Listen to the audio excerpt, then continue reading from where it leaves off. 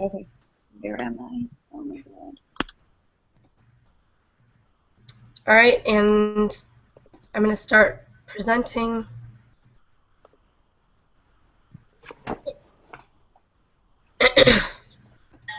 Okay. Cool. Present to everyone. Okay. I think I'm presenting this to everyone. Okay. And it says it. Um, Okay. So, and then should we wait for people to come, or what are we doing? um, let's see. Did you? Oh, sorry, but did you like send the link out on Meetup then? Yeah, I did. Yeah. Give me 1 second. I have someone asking.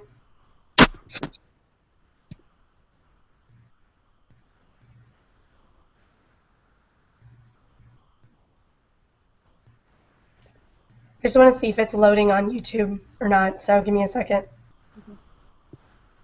Yep, it's on YouTube. I can see it on YouTube. So, For people to come, or what are we doing? um, Did you? Oh, sorry, but did you like send the link out on Meetup then? yeah, I did.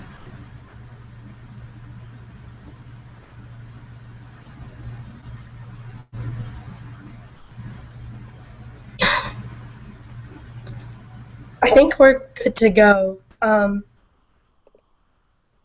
There's a couple people watching, or there's one person who says they're having trouble getting the session to load on YouTube, but I'm Okay. able to load it. Um,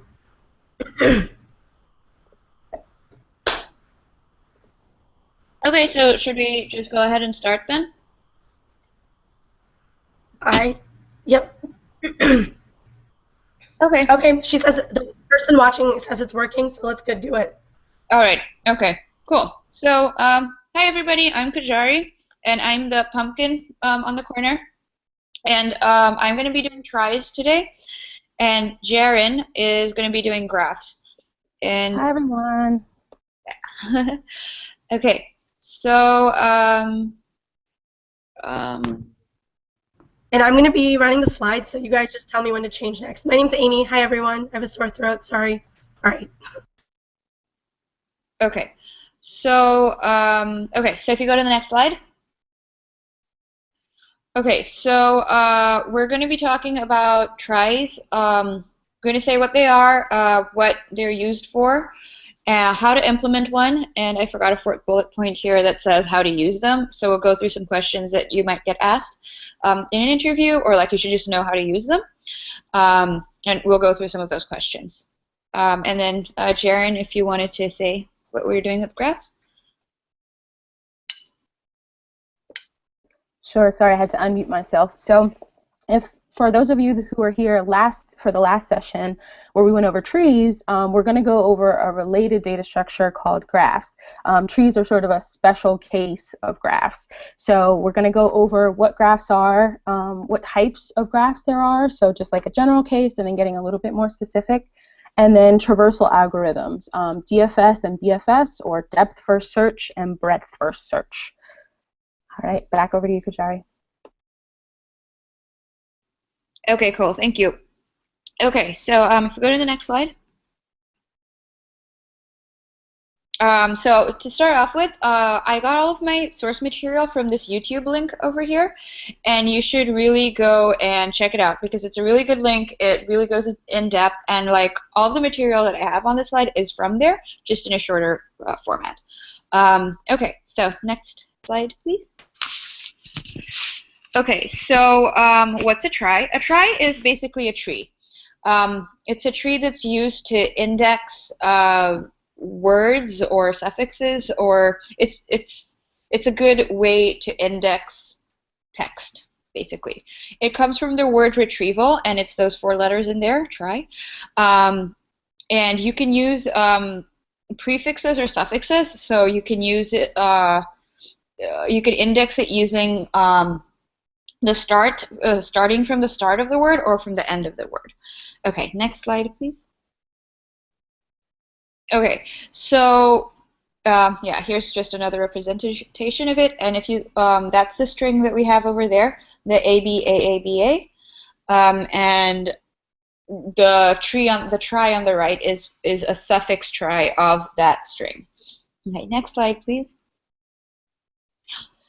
Okay, and we have on the right we have a suffix tree of banana, and on the left we have a prefix tree of the words that you see below there, to, tea, ted, ten, and so on. And this is just a quick, like this is what they look like. Don't worry if you don't understand them. We're going to go into building them later. Okay, next slide, please. All right, so tries are really useful when we're working with text. So think strings, think substrings, think lots of text. So some of the applications are predictive text or autocomplete when you're typing in a website, and you have those like libraries that do autocompletion or auto-suggesting for you. They probably use tries. Or for full text searches. So when you hit Control and F in like your PDF and you want to look for a word, you can use tries to accomplish full text search as well. Okay, next slide, please. Okay, so on the left again we have the suffix trie of the ABAABA string. You can also have it as a prefix trie. And on the right, you have a compact trie. And these are actually called trees. So you call them suffix trees or prefix trees. And these have better runtime operations, but we're not actually going to go into them today and we're only going to do the tries because tries are a simpler data structure, even though they're more inefficient. But understanding tries, which are on the left, will help you understand suffix and prefix trees, which are on the right. So we're starting at the beginning, which is the basic but dumb structure trie on the left. Okay, so next slide, please. Okay, so suppose you're given a string, ABAABA. To construct a trie, the first step that you do is you add a special character to the end that will just help you know when the end of the suffix has been reached. So you add your $sign to the end, so your string T becomes ABAABA $sign, and then you write out all the suffixes, which we've done on the right. So up there, that's the string, and then right below it we have the numbers, and that's just denoting the distance from the first letter. So, A is the first letter, so it's 0 from the first letter. B is the second letter, and so on and so forth, right? Okay, and then right below it, we have all of the suffixes that we can make of this word. So the first one you'll notice is the string in its entirety. The second one is just the whole word minus the first letter. The second one is the whole word minus the first two. And you basically do this until you get to the whole string minus n letters. And you'll notice the last suffix of this tree is actually the empty string. And that's why we have the $sign, because it helps us keep track of the empty string and then like where the suffixes end. Okay, so you write out all the suffixes with the $sign. And then if you go to the next slide, please. Yeah. Okay, so you start with the suffixes, and you make a root node. So Amy, the next step will have a bunch of animations, so I'll just be telling you to click when I want you to get the tree to animate and bring up the next step. Okay? Sounds good. Cool, thanks. Okay, so if you click, we'll get the root node, right? So this is your root, this is where you start. And you start with the first suffix on the left, so that's the whole string. And from the root node, you look if you have any, you look at the first character of your substring, which is A. And from the root node, you see if you have an outgoing edge to the node A. And right now, obviously, since you're just starting out, you have no outgoing nodes. So you create the outgoing node A. So if you click, you get the node A. So then you look at the second character of the substring, which is it's still the first substring, right? So look at the second character, and now you're at this this A node, and you look for an outgoing node to B, which is the second character, and it's not there, so you create it. Now you look for an outgoing, now you look at the next character, which is A. You look for the outgoing node. There's no A, so then you create it. So click, please. Then you get an A. So you do this until you just complete the whole string. So you look at the next character, it's an A, you don't have it, you create it. B, don't have it, create it. A, you don't have it, you create it. Dollar, you don't have it, you create it. Perfect. Okay, so now we're going to do the next suffix, which is BAABA, $. So you start at the root node, you look if you have an outgoing node B, and you don't, so you create it. And you do this for the rest of the substring. Okay, so now we're, sorry, not substring, but suffix.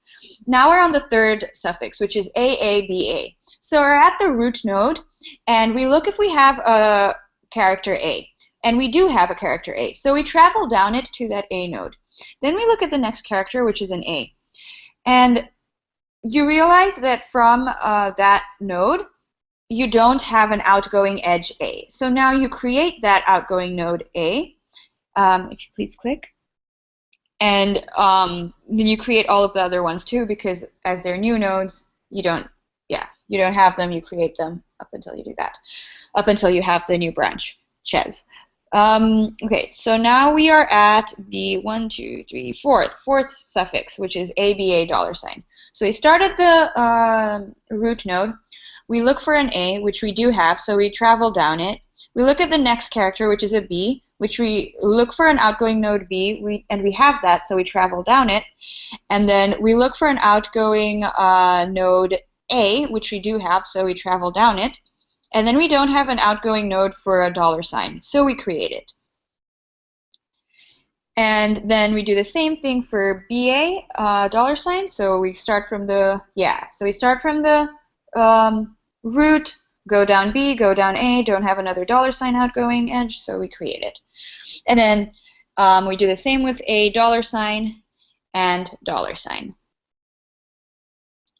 If you just click again. Yeah. So this is your complete try. And if you click again, you'll notice that each path from the root to the leaf, to any leaf, represents a suffix.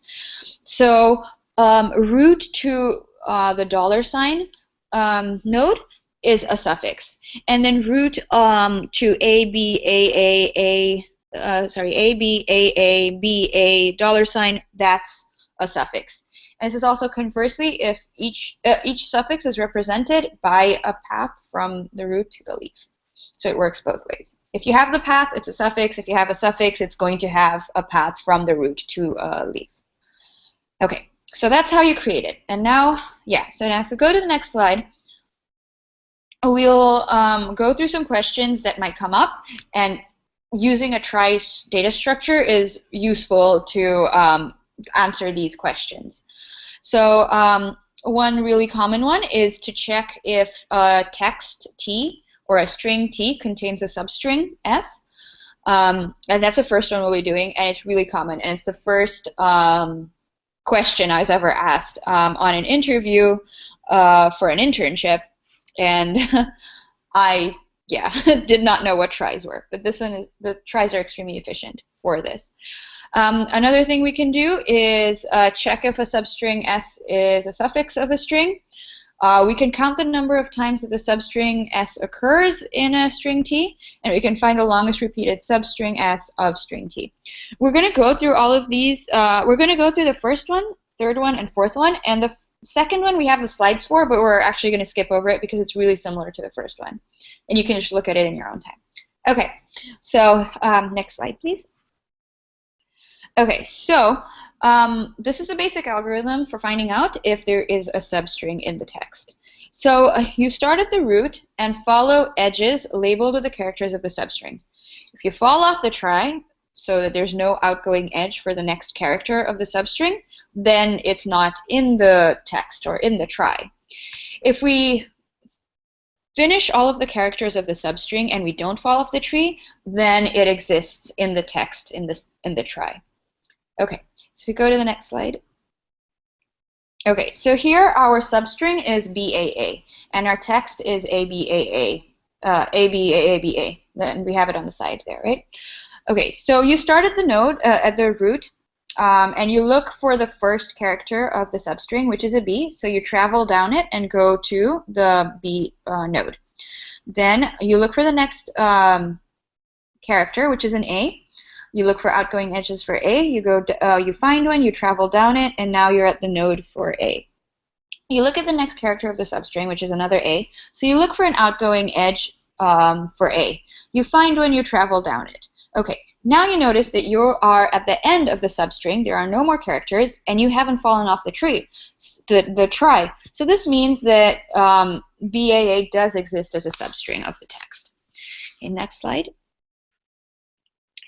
And this is another longer example. You do the same thing. You look for the first character, A. You start at the root. You look for the first character, which is A. You go down it. You look for the next character, which is B. Search for outgoing B edge. You find it. You go down it. Next character is A. You look for outgoing A edge. You find it. You go down it. Next character is A. You look for outgoing edge A. You find it. You go down it. Next character is B. You look for outgoing edge B. You find it. You go down it. Next character is A. You look for outgoing edge A. You find it. You go down it. You look for next character. There is no next character, and you realize you haven't fallen off the tree. So yes, it's a substring. The next slide, please. And this is an example of when it's not a substring. So you start at the root node. You look for next character, which is B. You look for outgoing edge B, you go down it. Next character is A. You look for outgoing edge A, you find it, you go down it. You look for next character, which is A. You look for outgoing edge A, you go down it. You find it, you go down it. Next character is B. You look for outgoing edge B, you find it, you go down it. Next character is B. You look for outgoing edge B, it doesn't exist, so you fall off. And then it's not a substring. Okay, so next slide. Okay, and these are the slides for checking if it's a suffix, and it's exactly the same thing, except that you also look for the $sign at the end. So we're going to skip through this one and the next slide. So, yeah. And then, yeah, so we'll just go to that. Yeah. Okay, now this is also a really good question, and it comes up a lot. The number of times the substring occurs in the text. And this is the algorithm for it. You travel down the path corresponding to the characters in the substring that you want. If you fall off, as we saw before, then it doesn't exist. So obviously the answer is 0. So you return 0. If you end up at node n, and n is the number of is the last node of the substring characters. You go to that node, and then you look at its children branches, and you find how many of them have a leaf node at the end. And the number of leaf nodes that come out from the tree that starts from node n is the number of times that that substring occurs in the text. And if we go to the example, it's a lot easier to understand. So if we go to next slide, please. Okay, so there on the left, you have the substring that we're looking for, which is ABA. And you look at the text, and it's ABAABA. And if you look at the occurrences, they happen once at the start and once at the end. And so the way to figure this out is you start at the root node. You look for the character A. You check next character in the substring, which is A. You look for outgoing edge A. You find it. You go down it. Look at next character, and it's B. So you look for outgoing character edge B. You go down it. You find it. You go down it. And then A. You find it. You go down it. And now you're at the end of your substring. So now you look at So now you see the node n there. That's the root of this baby tree, right? That's the root of the subtree over there. And so you look at how many leaves that it has. And you can do that using a depth first search. So if you click, you see that there are 2 leaf nodes. So you know that there are two occurrences of the substring ABA within the text ABA, ABA. Okay, next slide, please. Okay. Another really common question, which is longest repeated substring. And the algorithm to find this is find the deepest node with more than one child. And if we go to the next slide, you can basically do BFS or DFS, or well, DFS actually, to find the deepest node with with most children. Wait, can you go back one slide? Sorry. With more than one child. Okay. Yeah. Yeah. So you're looking. Oh, sorry. Go forward two. And again. Yeah. Okay. So you're just looking for the deepest node with more than one child. So you have four contenders. So if you start at the edge obviously has more than one child, right? So, you know, maybe that's the that's a contender because it has more than one child. But it doesn't have any characters in it, so it doesn't count. So if you look, there are 3 nodes that have more than one children, and one of them is on the, if you start on the rightmost branch, which is just a $, you go to the next one, which is the B branch, you go 2 levels down, and that node has 2 children, so that may be a contender, and it's 2 levels deep. Okay, and then you go to the A branch, and the first node at level 1, that node has 3 children, so that's potentially a contender. But the last contender that we looked at is 2 levels deep, so this one can't be the correct one because it's only 1 level deep with multiple children. So you go down, and if you go down the ABA path there, you get to a branch that has more than 1 child, and it's actually deeper than the last contender that we had that was 2 levels down, and this is a depth of 3. And if we look at the rest of the tree, we don't have any other nodes that are deeper than 3 nodes down with multiple children. So this ABA is the longest repeating substring within this string. Okay. All right. And then if we go to the next slide, we have a Python example of how to implement the try. And the first function over there just creates the try in a similar manner to how I was explaining, where you start at the root node, you see if you have any of the characters, you don't have them, and then you just go in and create them. And you do this for all of the suffixes. And then you have a follow path function over there. You have a has substring function over there and has suffix function over there. So has suffix obviously answers the second question. Has substring answers the first question. And then follow path is what you will use to go and traverse the paths. And you call them in has substring and has suffix. And I'm not really going to go into this too much, honestly, because I haven't implemented this myself. So I can't go over it with you guys, but there's the link over there where you can see the actual code, and I would highly recommend that you go and implement this yourself. And we're going to try and have this implemented for the meetup tomorrow, and it'll be fun to see it work. Yeah. Okay. So if we go to the next slide. 1 second, sorry. Yeah. Here's the repeat of that YouTube link, and that's where I got all this stuff from. And it has the code for it, the implementation code. It has links in it. And I really, really recommend that you go and watch it. It's really good. It's much more thorough than what I did here because I kind of hurried through it. And it expands into compact tries, so suffix trees and prefix trees. And really good. Oh, and the other source I used was Wikipedia for the pictures. Yeah. So, okay, that's it for me on the tries. So, Jaren, you go. All right, moving into graphs. So, next slide, please. What is a graph? A graph is just basically any set of objects and the connections or links between them. So in the slide that you'll see here, you'll see just sort of a simple graph with 6 nodes. These objects can be called nodes, vertices, or points, depending on sort of the implementation. And then the links and relationships between those points are often called either edges, arcs, or lines. For the purposes of this presentation, I'll try to consistently use the words nodes and edges so that we're all on the same page. Next slide.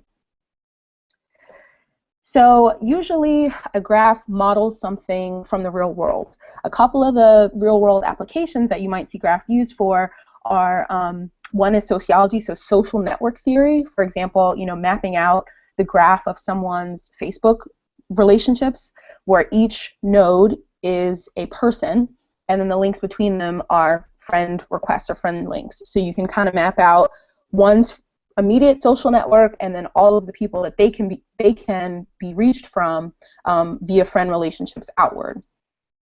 Similarly, in linguistics, and the example graphic you'll see is from semantic reasoning, but within words and sentences, there are lots of links between words, either words that have the same meaning or breaking down the structure of a sentence into kind of nouns and verbs. A lot of natural language processing algorithms might represent language or semantics as a graph, and there's actually graph databases and ontologies that do this really well. And then lastly, a physical model of elements in biology might be represented with a graph, where each molecular structure, the nodes within that are the elements, and then the relationships and the bonds between the elements might be represented with edges. Next slide, please. On the terms we might use consistently throughout this presentation, a node set is just a list of all of the nodes in your graph. So they might be named, they might be numbers, but just some sort of identifier that represents each node in your set. So for the given graph here on the right, the node set includes the numbers 1 through 6, the integers 1 through 6. And like I said, each graph normally represents something in the real world, so this set comes from the infinite set of integers. An edge set is a list of pairs or tuples of connected elements. So each edge has 2 nodes that are associated with it. And so the node sets here, if you look, I don't have access to the cursor, but it's okay. There are 6 nodes, and there are 7 edges between those nodes, and each of those edges is represented in this edge set. So you can see a connection between the nodes and 4 and 2. Between 3 is no edge number 1. So 6, 1 is not in our edge set. And adjacency, two nodes are adjacent if Jaren, if there's a pair in the node set with that. Hey, Jaren, you keep breaking up a little bit.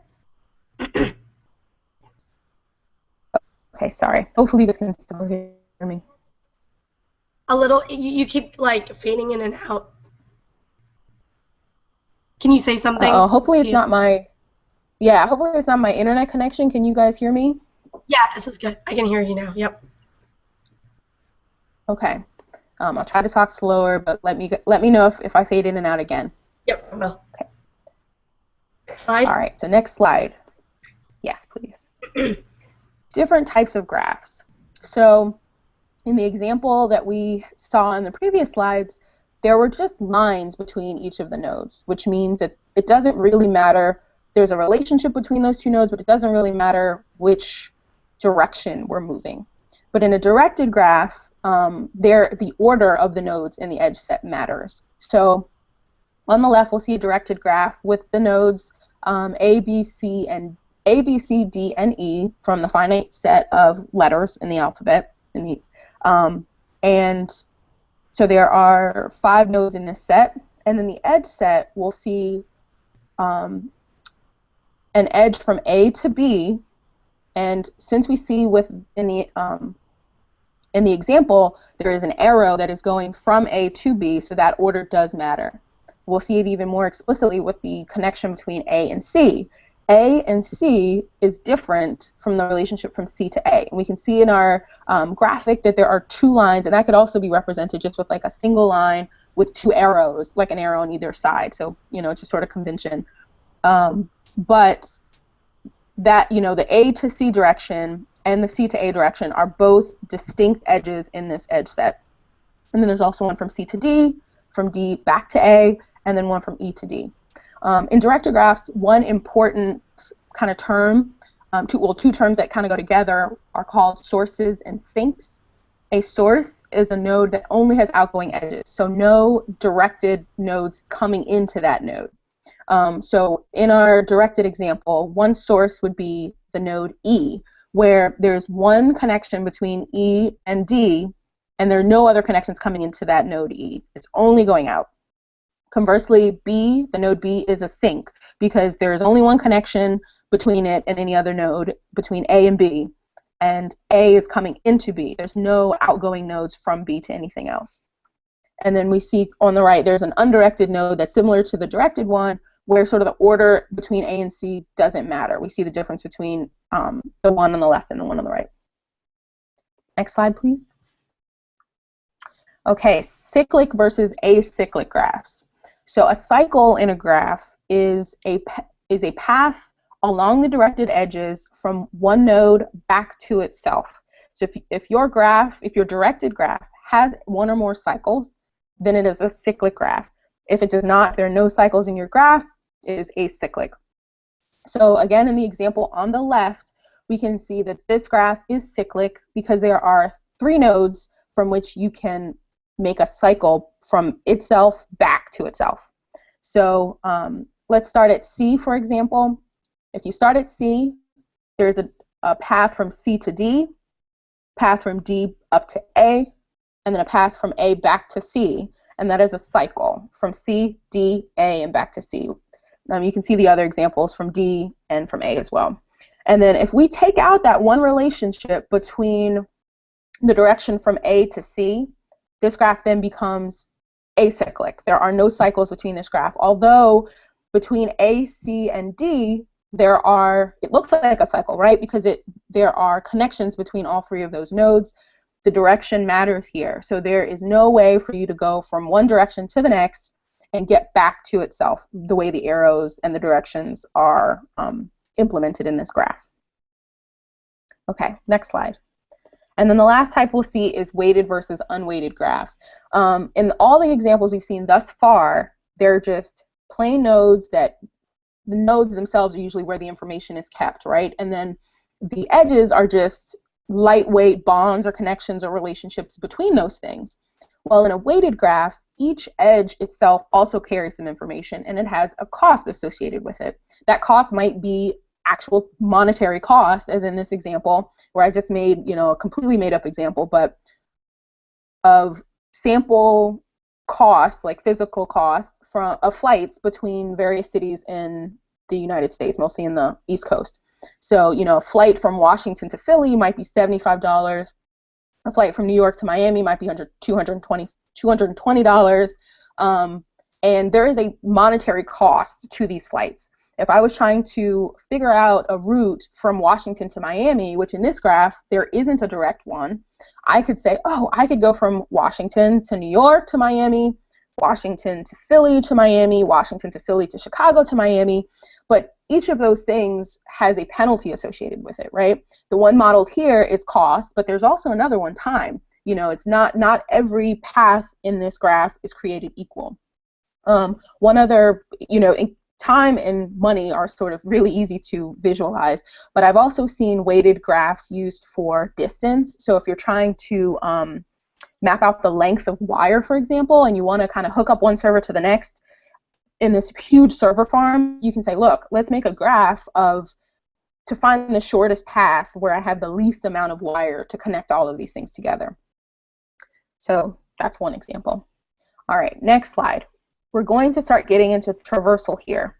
So traversal, for those of you who were on our session last week or 2 weeks ago, we did tree traversal. And trees are sort of a special case of graphs where they're always acyclic. You cannot go from a leaf of a tree back up to its parent or vice versa. You know, there's always sort of one direction in a tree.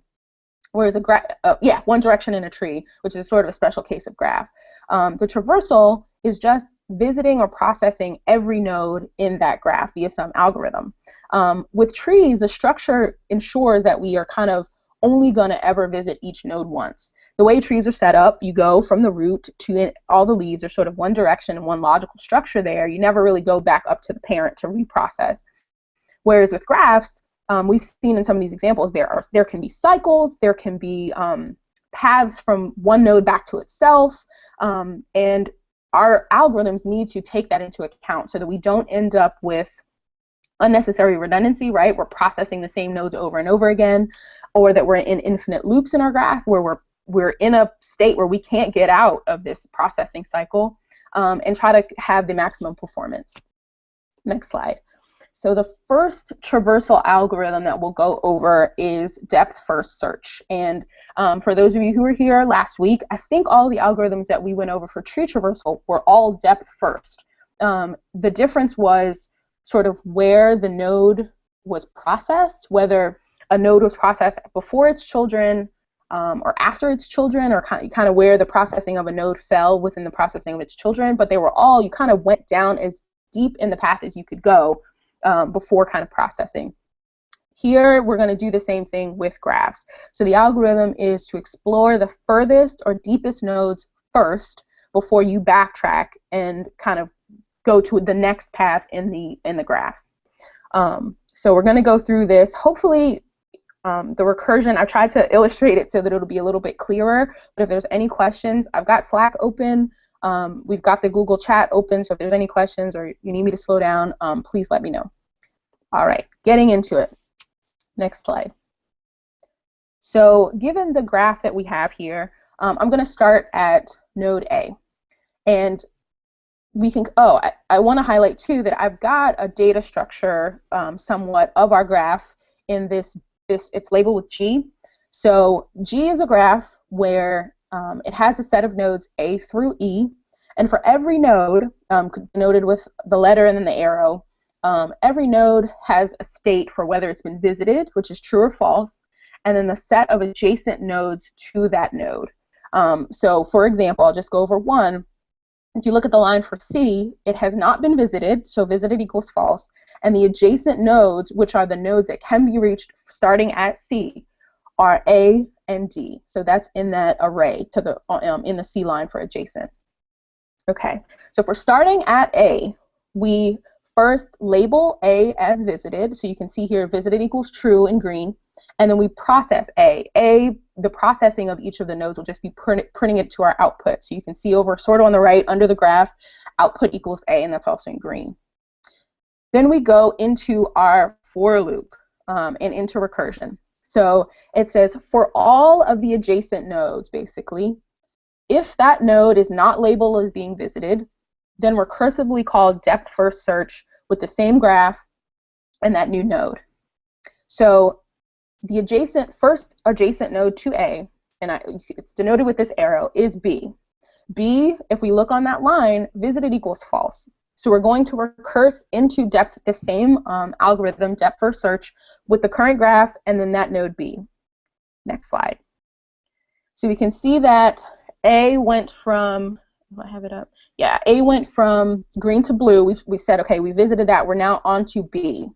So we label B as visited. B is now visited equals true in green. And we add that to our output. We process B by adding it to our output.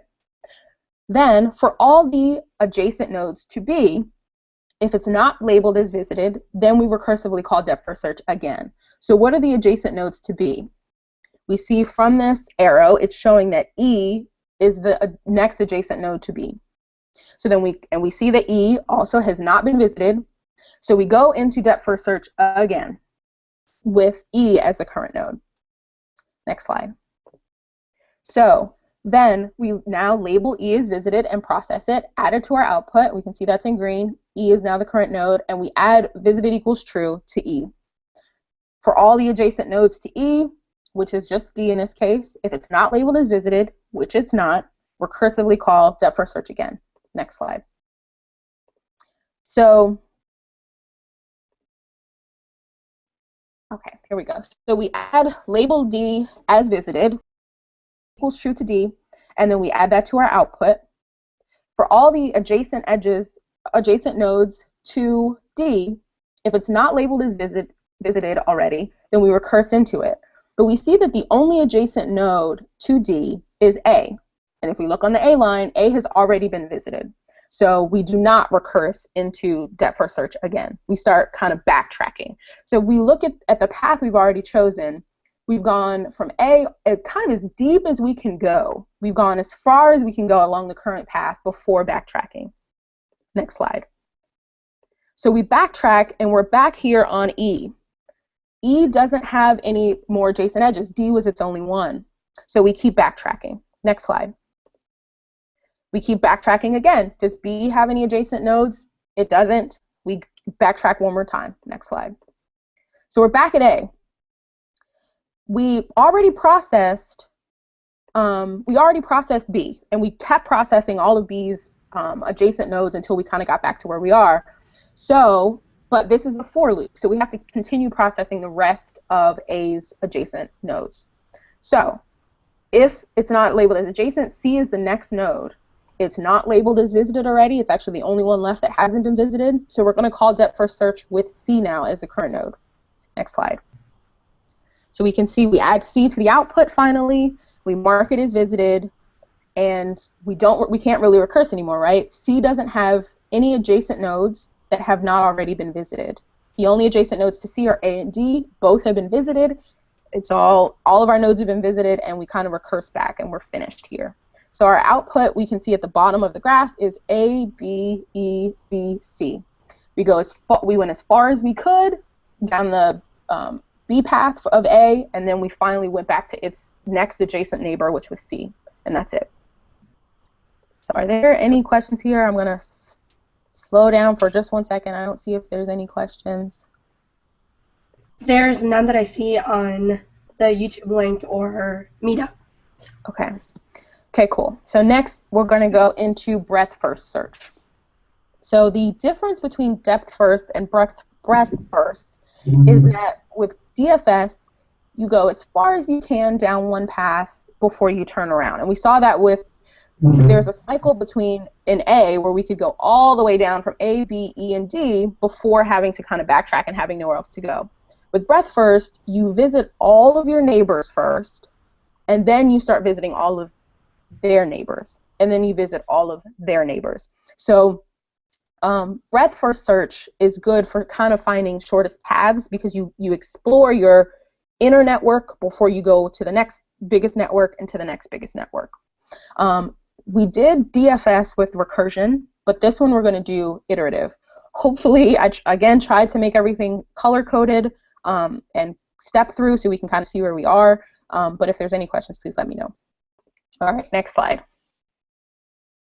So since this is not a tree and there isn't like a root node, we kind of arbitrarily pick a node to start from. So the node that I chose to start from was A. And the structure that we're using here, we still see over on the right, the same graph structure that we used in the DFS example, but I added 2 data structures here so we can visualize. Usually breadth first search is implemented with a queue, Q-U-E-U-E, the data structure where things are added to the stack. It's first in, first out. So the things that are added first get removed first. First in, first out. And that tells us sort of where we are in the stack. It's a little bit easier to visualize than recursion because you can actually see what has been added to the queue, and then the second data structure popped. That'll be what has been removed from the queue, just so we can kind of keep track of where we are. So if we're going down this procedure, it says queue.enqueue, and that just means add something to this queue. So it says add the vertex, our current vertex, to the queue. So we see here that I've added A to our queue, and then we label it as visited. So visited equals true for A, but nothing yet has been added to our output. We're just sort of checking off the box that we've visited this node. Then while the queue is not empty, we pop off the first thing on the queue, and actually you can go to the next slide. So we see that A now has been popped off the queue and put into the popped list. So there's nothing left in our queue. That's the point when we start processing A. So we see here it's A has been added to the popped queue, and it's also been added to our output because we processed it. Next slide. So then we jump into this for loop. For all of the adjacent nodes to A, which are B and C, and we've got them color-coded here. So B and C. For all of the adjacent nodes to A, if it has not been labeled as already visited, add it to the queue. So that's queue.enqueue, add all those nodes to the queue. Then we add B and C, and then label them both as visited. And we can see in our data structure on the right, both B and C have now been added as visited equals true. So but we have not, you see in our output, we've not added them to the output. We're just sort of putting them in the line to be processed. We have not actually processed them yet. Next slide. So then we are still in this for loop while the queue is not empty. So the queue is not empty. It had B and C in it. So we go to DQ, which is pop something off the queue.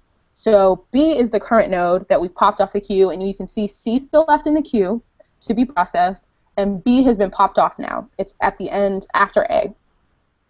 That also means that B has been processed now. We add B to our output. So our output is A and B. Next slide. So then we jump into this for loop.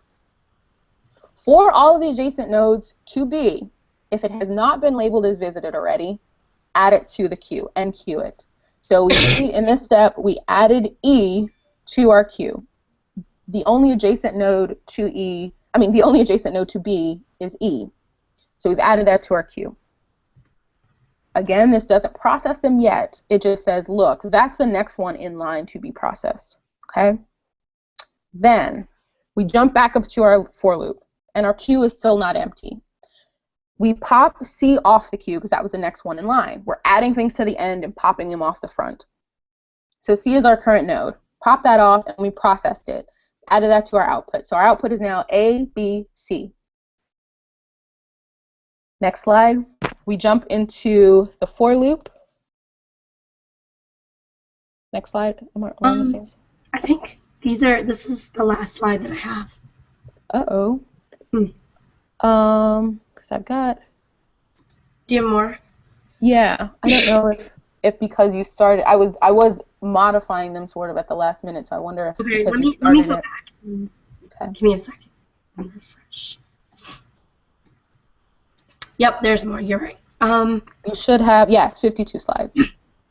I think I can get them up. Okay. Yep. Okay, there cool. we go. Okay, so we were on slide 48. Is that where you are? I am where C was just popped and processed. Okay, let me go back. 47. There. Okay, there. Okay, yeah, 47. Okay, so 48, go to the next slide. And so C was just processed.